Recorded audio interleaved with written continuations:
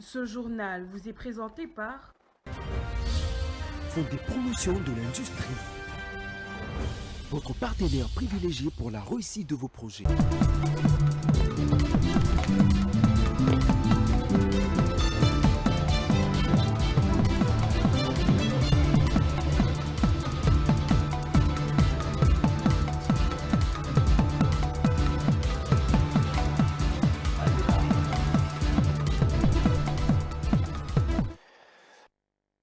Votre fidélité à Géopolis Télévision, vous nous suivez de partout, particulièrement dans la ville de Kikwit. Bienvenue à cette session d'information.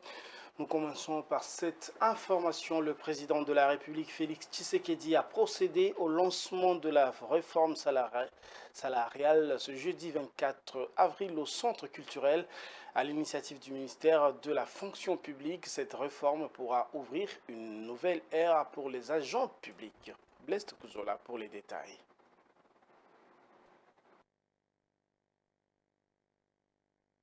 Du Congo vit un moment historique avec le lancement de travaux de la nouvelle politique salariale des agents publics de l'État lors d'une cérémonie solennelle qui s'est déroulée au Grand Centre culturel et artistique par les pays de l'Afrique centrale. Présidée par le président de la République Félix-Antoine Tshisekedi Tshilombo, cette cérémonie marque une étape décisive dans la transformation de la fonction publique congolaise.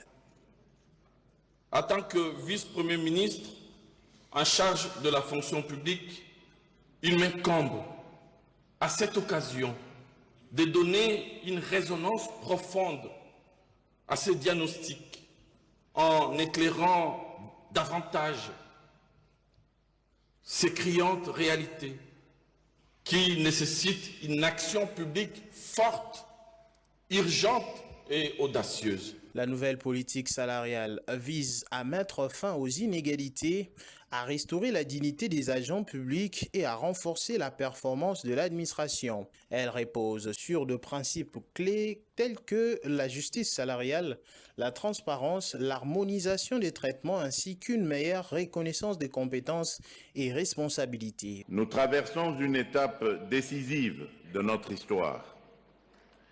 Tandis que l'Est de notre pays fait face à une agression inacceptable, menaçant la sécurité et la dignité de nos compatriotes, une autre bataille, non moins essentielle, s'engage ici, celle de la justice sociale, de la valorisation de nos fonctionnaires et de la modernisation de notre administration publique. Ces luttes, bien que différentes dans leur forme, partagent une même finalité: construire un Congo fort, uni, prospère, où chaque citoyen vit dans la paix, la dignité et l'équité. Les lancements de ces travaux mobilisent un large éventail d'acteurs, institutions publiques, syndicats, experts nationaux et internationaux, ainsi que les partenaires au développement dans un processus participatif et inclusif. Complot contre le président Félix Tshisekedi, la haute cour militaire qui juge 40 prévenus poursuivis pour complot contre le régime Tshisekedi a procédé cette semaine à la projection de la vidéo enregistrée lors de la déclaration par les assaillants de leur soi-disant prise de pouvoir. L'audience a eu lieu à la prison militaire d'Ondolo, dont Mat. Qui se gouverne de notre pays actuellement est le résultat d'un accord obscur entre Joseph Kabila Kabange et Félix Tshisekedi Tshilombo, sous les auspices de prédateurs aussi bien internes qu'externes. Leur comédie politique, de mauvais goût et leur complaisance envers les forces terroristes qui ont envahi le territoire national ont déjà fait couler beaucoup de sang innocent. Nous avons décidé de les stopper du net. Cet extrait est tiré du discours annonçant la fin du régime Tshisekedi et la prise de pouvoir prononcée par le colonel Mesmer, rapporteur du collège des officiers des FARDC. Il est actuellement accusé des complots visant à renverser les institutions légalement établies. Ce discours a été projeté comme pièce à conviction lors de l'audience de la haute cour militaire tenue en chambre foraine à la prison militaire d'Indolo dans la commune de Barumbu. L'heure était à la confrontation entre la haute cour militaire et certains prévenus identifiés dans la vidéo. L'un d'eux, interrogé, a déclaré être surpris d'apparaître dans l'enregistrement.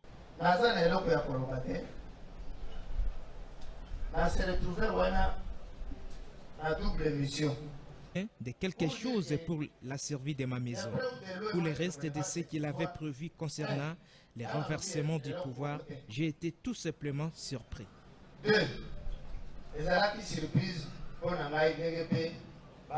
Pour la première fois, à noter que 40 prévenus comparaissent dans cette affaire, dont le général Erickson Inyengele Bakati, membre de l'unité de la garde républicaine, que le ministère public considère comme les chefs présumés de la bande. Et puis, une brève dans ce journal. Dans la soirée du 18 avril, un employé de Médecins sans frontières a été tué par balle à son domicile de Massissi Centre. Nous sommes là au Nord Kivu. Il a été tué par un homme en armes et en uniforme. Infirmier à l'hôpital général de référence de Massissi, il est le second employé de MSF à être tué par balle à Massissi Centre en 2 mois et le troisième employé de MSF à perdre la vie depuis le début de cette année au Nord Kivu. Le MSF se dit également témoin de nombreuses autres violences commises contre la population civile, condamne fermement donc ce meurtre et rappelle à toutes les parties belligérantes leur devoir de protéger les vies des populations civiles. Autre chose à présent, au terme de travaux de Doha au Qatar, le gouvernement congolais et l'AFC M23 décident d'observer une trêve devant permettre de l'instauration d'un cessez-le-feu effectif. Le coordonnateur national du Café d'élite, un think tank, c'est-à-dire un laboratoire d'idées, Gustave Omba Bidimono, est heureux de voir les deux parties s'accorder pour une trêve. Passage obligé selon lui pour un cessez-le-feu immédiat afin de favoriser le retour de la paix dans la partie orientale du pays. Selon l'ancien député national, le prix de la paix, c'est le compromis. Suivons-le, il a été interrogé par Dieudonné Boinali. Le prix de la paix, c'est le compromis. Le prix de la stabilité et de l'harmonie, c'est le compromis. À travers un pacte républicain congolais, à l'interne, uni, nous sommes forts pour résoudre le problème que nous vivons face aux menaces qui viennent de l'extérieur. Je félicite ici les deux délégations de mon pays, du gouvernement de mon pays et de la rébellion des AFC autour de ce mécanisme de recherche de voies de paix pour apaiser la souffrance de l'homme. Parlons santé à présent. Le monde célèbre ce jeudi 24 avril la journée mondiale de la lutte contre la méningite, une inflammation des membranes qui enveloppe le cerveau et la moelle épinière, généralement causée par une infection. Cette inflammation dangereuse pourrait amener jusqu'à une perte humaine. Comment s'en prévenir? Tentative de réponse dans cet élément qui est signé Rosie Chioyo. La méningite est une infection grave des membranes qui entourent les cerveaux et la moelle épinière. Elle peut être foudroyante et souvent mortelle.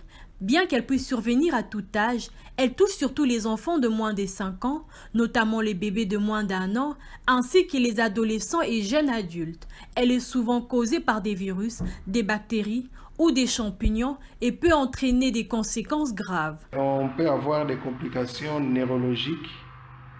La méningite peut affecter le cerveau de votre enfant, ce qui peut entraîner des problèmes de mémoire, de concentration et de coordination. Dans certains cas, les enfants peuvent éprouver des crises d'épilepsie ou développer d'autres conditions neurologique à long terme. Son traitement doit être instauré rapidement pour éviter toute implication. Le traitement d'une méningite bactérienne, fongique ou parasitaire est mis en place au plus vite pour éviter toute complication. Il repose sur des médicaments antibiotiques, antifongiques ou antiparasitaires. Quant aux méningites virales, elles guérissent généralement sans traitement. Il faut garder à l'esprit que la méningite peut évoluer en septicémie et entraîner la mort. Son taux de létalité est d'environ 10%.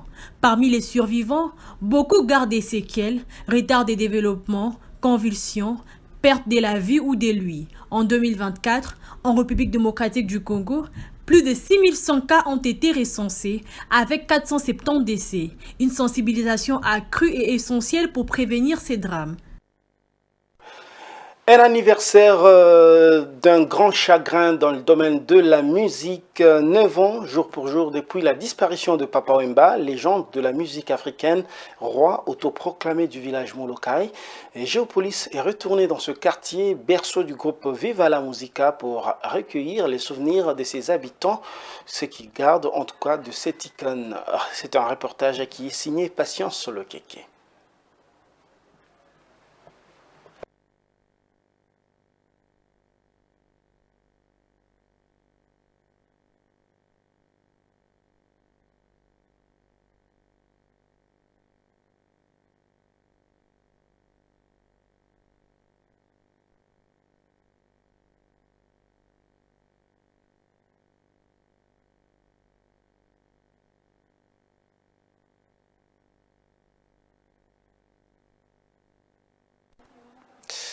Nous nous excusons pour la qualité de cet élément qui manque de son dû à des problèmes techniques.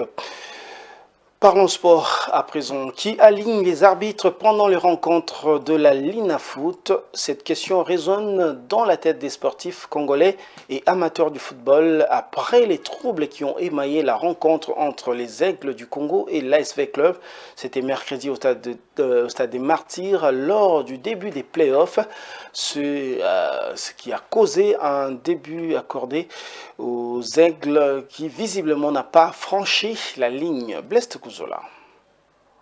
Les FC Les Aigles du Congo à l'ASV Club mercredi dernier au stade de Martyrs et a tourné au vinaigre.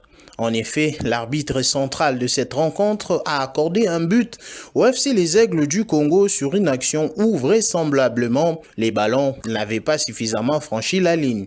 Dans la foulée, les supporters de l'AS Vita Club sont remontés. En colère, certains ont descendu sur la pelouse, d'autres exprimant leur ras-le-bol depuis le gradin.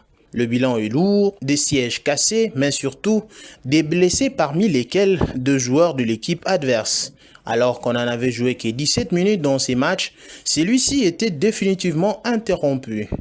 Dans cette rencontre, on l'en a remarqué un arbitrage très polémique qui semble être acheté avant même le début des hostilités et l'on se demande quelle sera la suite et si nos stades resteront intacts après le play-off. Le choix des arbitres est fait sur base de compétences, de popularité ou d'enragement qui les aligne, est-ce la Linafoot et de son championnat. Néanmoins, après ces nouvelles casses dans les stades, l'ASV Club s'expose à des sanctions. Une réaction de la Linafoot est notamment attendue. Place à présent à la page internationale.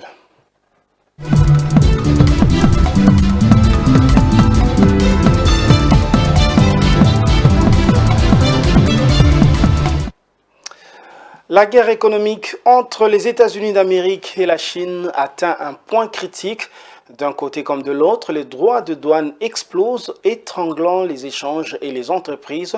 Mais au-delà de ce bras de fer commercial, une autre bataille beaucoup plus silencieuse et potentiellement bien plus décisive est en train de se jouer. Il s'agit de la guerre technologique. Dans mon mat pour approfondir.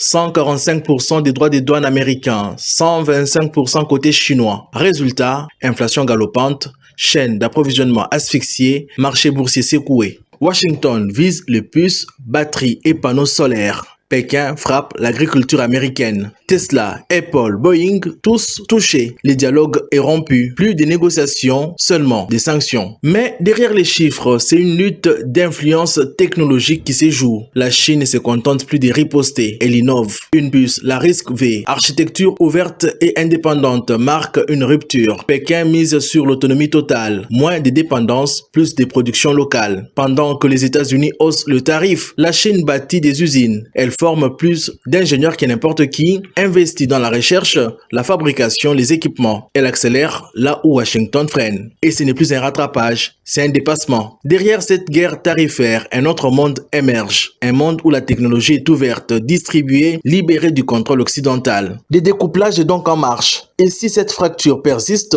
elle pourrait reconfigurer l'économie mondiale. Reste une question. Qui en paiera le prix? Réponse, probablement tout le monde.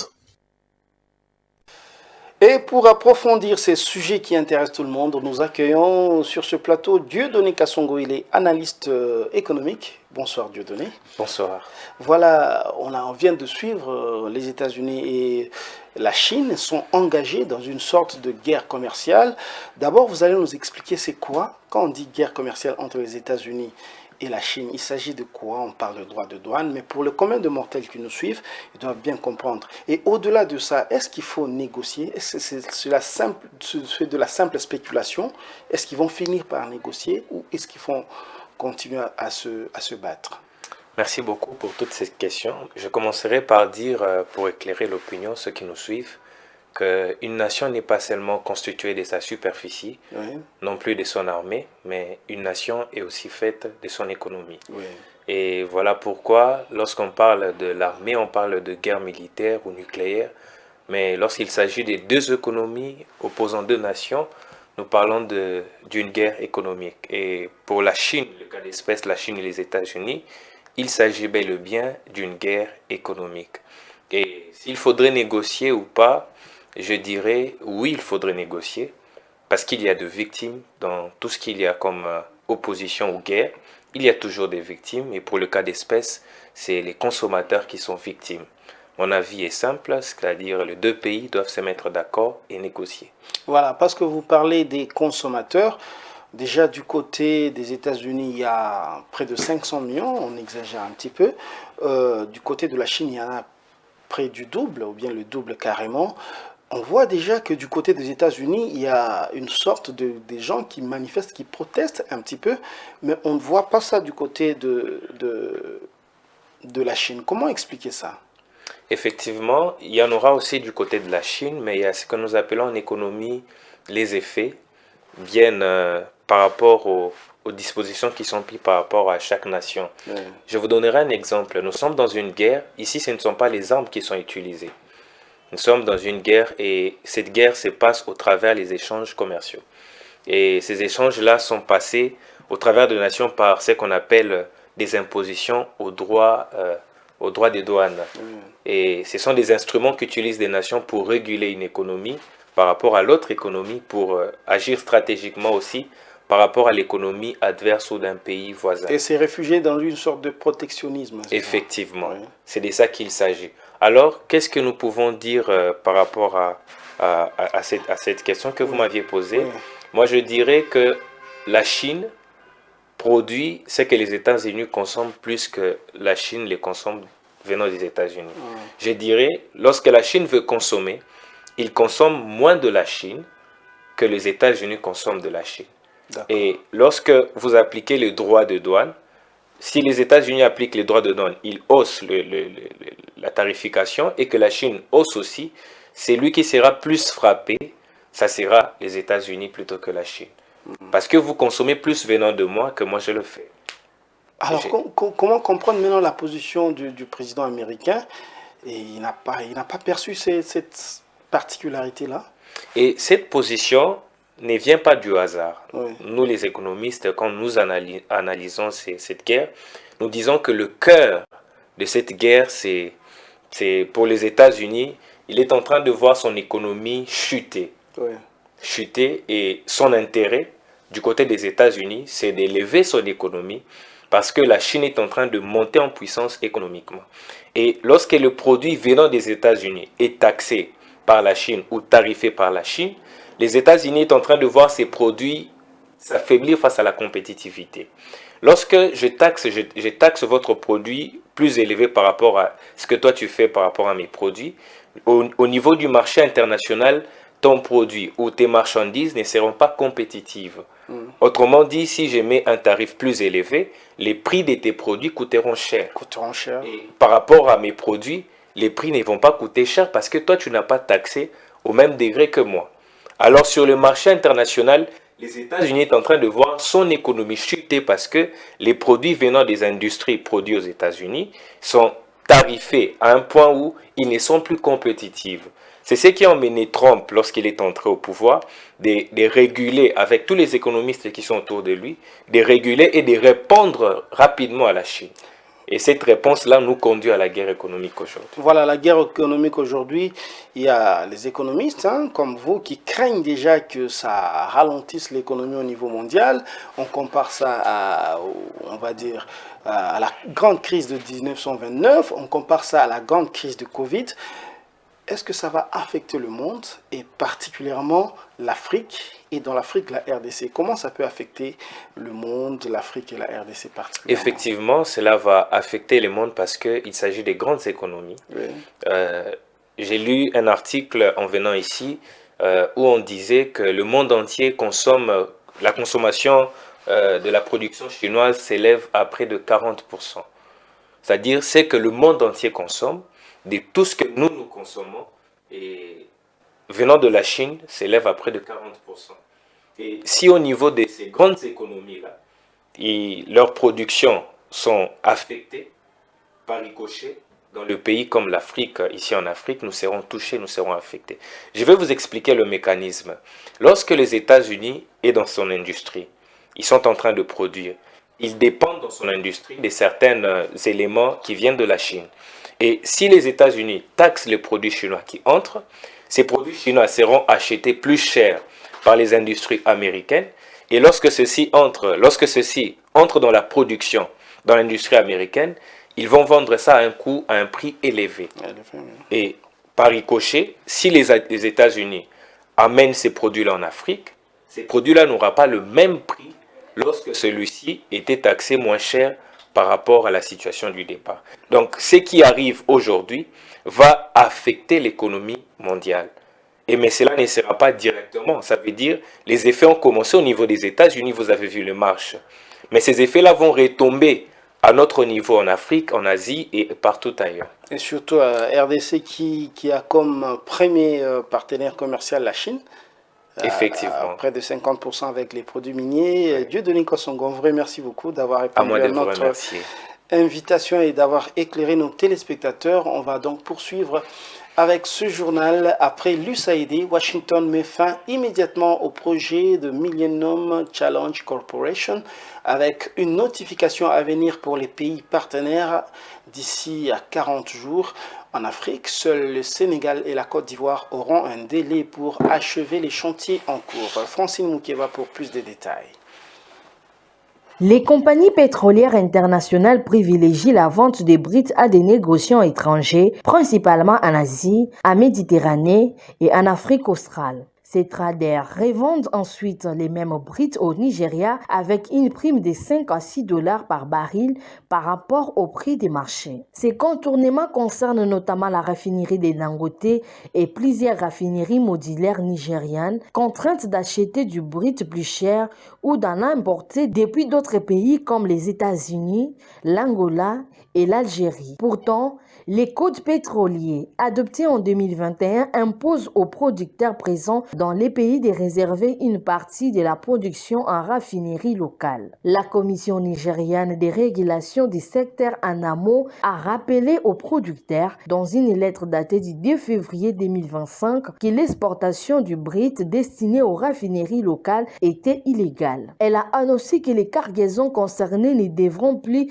d'autorisation d'exportation, mais cette mesure reste peu appliquée. Actuellement, environ 60 millions de barils de briques briques nigériens sont en attente des ventes sur les côtes du pays, selon Leadership, en raison des désaccords sur le prix entre vendeurs et acheteurs. Malgré des investissements récents dans la capacité de raffinage du pays, la pénurie de briques sur les marchés intérieurs remet en cause la fiabilité économique de ces infrastructures. Elle oblige le pays à continuer d'importer du pétrole brut ou des produits raffinés au détriment de sa balance commerciale.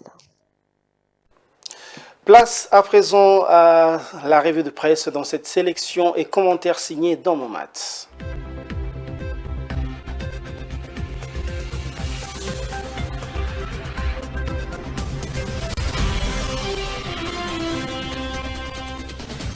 Mesdames et messieurs, bonsoir. Démarrons cette revue avec un article en ligne de Géopolis qui annonce un tournant dans la crise à l'est de la RDC. Après 2 semaines de blocage à Doha, la République démocratique du Congo et l'AFC M23 ont surpris en signant un communiqué commun marquant une trêve dans le combat au nord et sud Kivu. Pour la première fois depuis la résurgence du M23 en 2021, les 2 parties ont signé un communiqué commun, souligne Géopolis, ajoutant que le texte a même été diffusé par la RTNC. Notons que le Rwanda, pourtant souvent pointé du doigt par Kinshasa, n'est mentionné nulle part dans ces textes.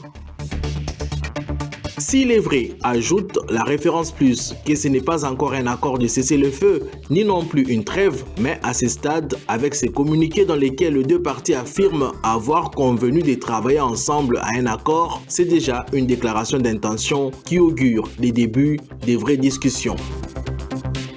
Le Phare, quant à lui, revient sur l'affaire Bukanga Lonzo. Lors de l'audience publique du mercredi 23 avril à la Cour constitutionnelle, le ministère public a requis 20 ans de prison et l'arrestation immédiate de Matata Pogno et de ses co-accusés. Pour Info 27, ces réquisitoires sonnent comme un désaveu cinglant d'années de manœuvres dilatoires. Plus qu'un procès individuel, c'est le symbole d'une justice qui tente de reprendre ses droits face à une classe politique longtemps intouchable, commente la consoeur. Le verdict très attendu sera rendu le 14 mai et avec lui peut-être une page d'impunité qui pourrait enfin se tourner aux yeux d'un peuple trop longtemps floué. Bila, étouffer les Katanga et réduire au silence tous ceux et celles qui, parmi ses plus proches, osent encore défendre la vérité, la justice, la mémoire nationale et les principes républicains, et de prévenir qu'il ne se laissera pas faire. Enfin, la tempête des tropiques alerte sur la malaria. Lors d'une conférence à Kinshasa, les docteurs Shadrach et China a appelé la population congolaise à se faire examiner régulièrement pour se prémunir contre les dangers que représente la malaria. Cette maladie endémique, a-t-il rappelé, continue de tuer des milliers de personnes en Afrique subsaharienne. Fin de cette revue de presse. Au revoir et à la prochaine.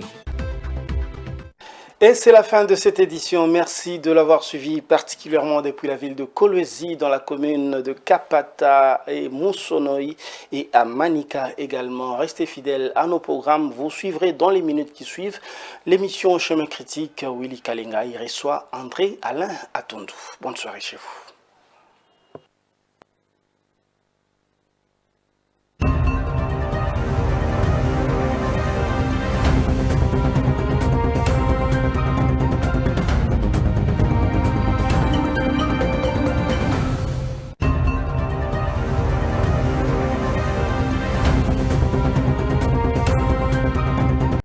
Ce journal vous a été présenté par Fonds des promotions de l'industrie. Votre partenaire privilégié pour la réussite de vos projets.